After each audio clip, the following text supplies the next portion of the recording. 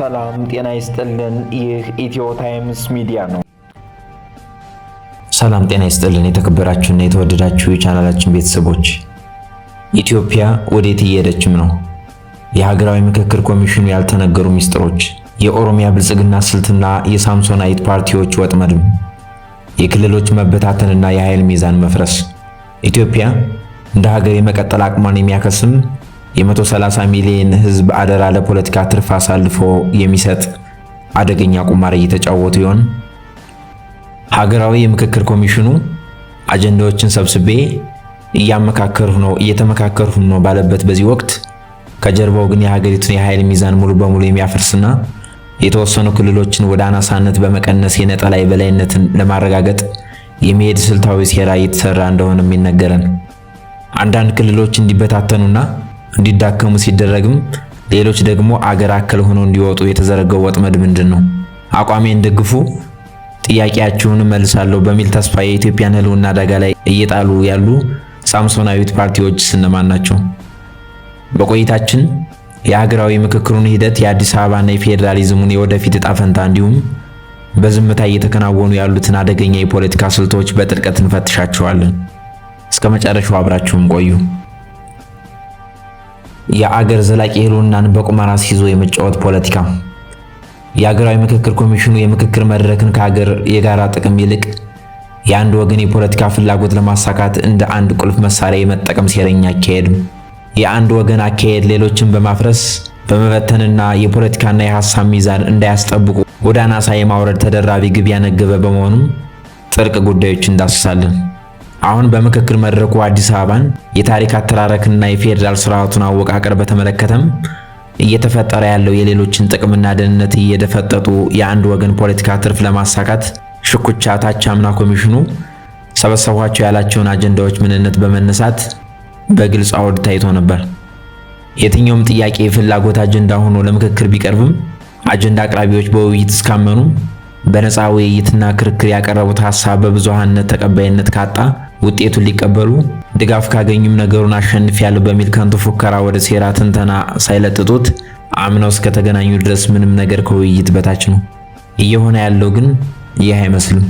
ነገር ግን እኔ የፈለኩት ካልሆነ እንተላለቃለን የሚል መታበይ የሌሎችን ተገዳዳሪ ሐሳብና ብልጫ ውሳኔ በኃይል ወይም በሴራ ለማስቀልበስና የራስን ጠባብ ፍላጎት እንደ ምርቅ ለመሰንቀር መሞከር መጀመሪያውም ለምክክር እንዳልተወጣ አስረጅ ነው ለማለትም ተገደናል። አሁን ባለው የምክክሩ ሂደት ከኦሮሚያ ክልል ውጭ ሆን ተብሎ በሚመስል ስልት የክልልና የማንነት ዕውቅና ይሰጠን ታቻምና አጀንዳ ሲይዘው የነበሩ ኃይሎችም ይሄ ከብሔራዊ ደረጃ በታች ያለ ጉዳይ ስለሆነ ደረጃውን ጠብቆ ይስተናገድ በሚል አብላጫ ሐሳብ አጀንዳዎችን ወደ መዝገብ ቤት መልሰዋል።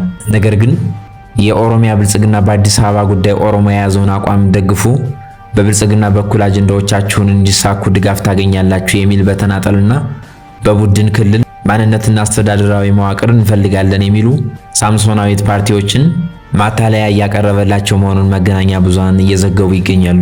እነዚህ ሳምሶናዊት ፓርቲዎች በአዲስ አበባ ጉዳይ ታሪካዊ ስህተት ከመስራት ራሳቸውን ቢቆጥቡ ጥሩና ልከኛ ታሪክ ይሆንላቸው ነበር። በዚህ ሴረኛ ወጥመድ ወድቀው ከ130 ሚሊዮን በላይ ኢትዮጵያውያን ዘለቂታዊ ጥቅምን ለተገንጣይ ፍላጎታቸው ባይቆመሩ በተሻላቸውም ነበር። አሁን በምክክሩ የኦሮሚያን ብልጽግና አቋሜን ደግፉና ጥያቄያችሁን መልሳለሁ የሚለው የኢትዮጵያውያንን ጥቅምና ህልውና ለፖለቲካ ቁማር በማስያዝ አካሄድ ምንነቱ ታች አምና በግልጽ የተቀመጠም ነው። የሚፈርሱ ክልሎችና የሚመሰረተው አዲሱ ሪፐብሊክ። ነገሩን እናጥረው። የሀገራዊ ምክክር ኮሚሽኑ የአጀንዳ ማሰባሰብ ስራውን ወደ መቋጫው አድርሶ አሁን ምክክር ላይ ነን።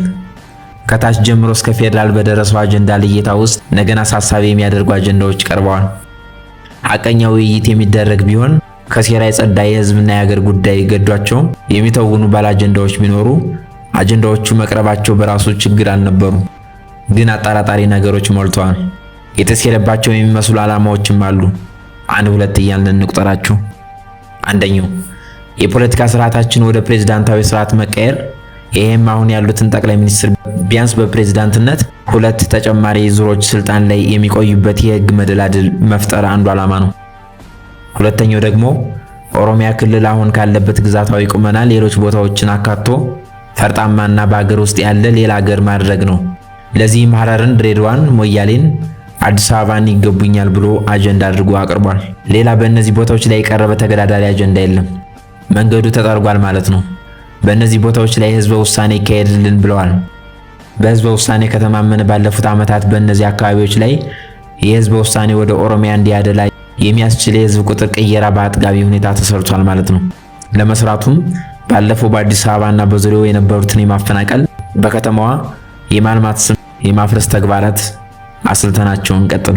ገዢው ፓርቲም ካርዲዮንና በየሰፈሩ የሚያሰማራውን አወናባጅ ኃይል ተጠቅሞ ሲያጭበረብር ውጤቱ የሚፈለገውን እውነት ያመጣል የሚል ግምገማ ተደርጓል ማለት ይቻላል። ስለዚህ በምክክር ኮሚሽኑ በክልል ውስጥ የሚገኙ ሌሎች የህዝቦች የማንነት እውቅና አጀንዳ ሊሆን ይቅርና ስራ ላይ ባለው ህገ መንግስት መሰረት ራሳቸውን የቻሉ ክልሎችና የከተማ አስተዳደሮች ይጨፈለቃሉ ማለት ነው። ሌሎች ክልሎች ለኦሮሚያ የሚገዳደር የፖለቲካ አቅም እንዳይኖራቸውና የማፍረስና የማዳከም ስራ እየተሰራ ነው። ለአብነትም ክልሎችን ይጠቅሳሉ። በአንጻሩ በሌሎች ክልሎች ውስጥ የማንነትና የክልልነት ጥያቄ ስልታዊ ሆኖ እንዲነሳና አጀንዳ ሆኖ ለኮሚሽኑ እንዲደርሰው ተደርጓል። ክልሎቹን ወደ አናሳነት የማውረድ የፖለቲካና የማህበራዊ እሴት አቅማቸውን መቀነስ ማለትም አይደለም። ለአብነትም በአማራ ክልል 3 የክልል ጥያቄዎች ተነስተዋል። የወሎ ክልልነት፣ የአገው ክልልነት፣ የራያ ክልልነት የሚሉ ናቸው። ጥያቄዎቹ መነሳታቸው ምን ችግር አለው የሚሉ ምዕመናንም አይጠፉም። ችግሩ ህዝቡ ፈልጓል ወይ? መቼስ አማክረውት ክልል ልሁን ያለው የሚል ጥያቄ መልስ ያጣ ነው። ለማንኛውም ከተሳካ አማራ አሁን ካለበት ቁመና ወደ 4 አናሳ ክልሎች ይበተናል። አንድ ህዝብ በተበታተነ ክልልም ማለትም አይደለም የመጥፋት ጎዳና። አሁን በአገሪቱ ያለውን የኦሮሚያ ፖለቲካን የመገዳደር ወይም ሚዛን የማስጠበቅ አቅሙን ያጣል። አሁን ባለው ሁኔታ የኦሮሚያ ክልል ፖለቲካ የሚገዳደርና ጎልቶ የሚደመጥ የፖለቲካ አቅም ያለው ይሄው የአማራ ክልል ፖለቲካ ነበር።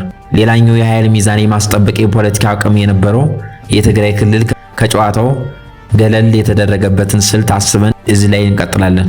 ስለዚህ ኦሮሚያ እንኳን ሊፈርስ ጭራሽ ሌሎችን ውጡ አገር አከል የሆነ ይሄድና በኢትዮጵያ ፖለቲካ አይነቀንቁኝም ብሎ ያመነበትን ሄጀመኒ ያሳካል።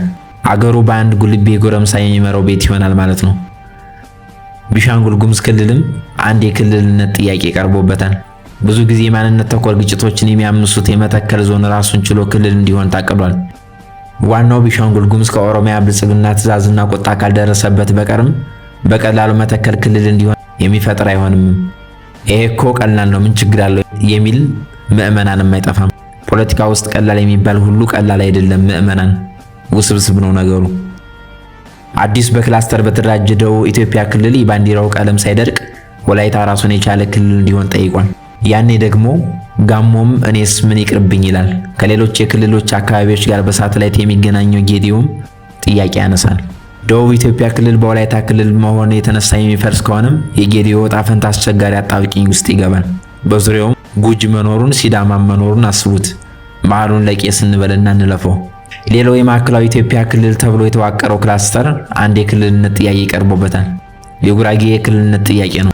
እናም በኢትዮጵያ ፖለቲካ ውስጥ ብቸኛው አድራጊ ፈጣሪ ኦሮሚያ መሆን የታለመበት ነው። ከዚህ አልፎ የሀገሪቱን ነገር እየተበላሸ የሚሄድና ሀገራዊ አንድነትን የበለጠ የማይጠግን እየሆነ ከሄደስ? ይሄ ሟርት አይደለም። የፖለቲካ ሴራው ሆን ተብሎ እየተወሳሰበ እንዲሄድ እየተደረገ እስከሆነ ድረስ ይሄም የመፍረስ አደጋም እውን የመሆን እድል አለው። ሞኝ ብቻ ነው ታምር የሚመስለው። አምላክ የኢትዮጵያን ብቻ ነጥሎ የሚጠብቅ ዘበኛ አይደለም።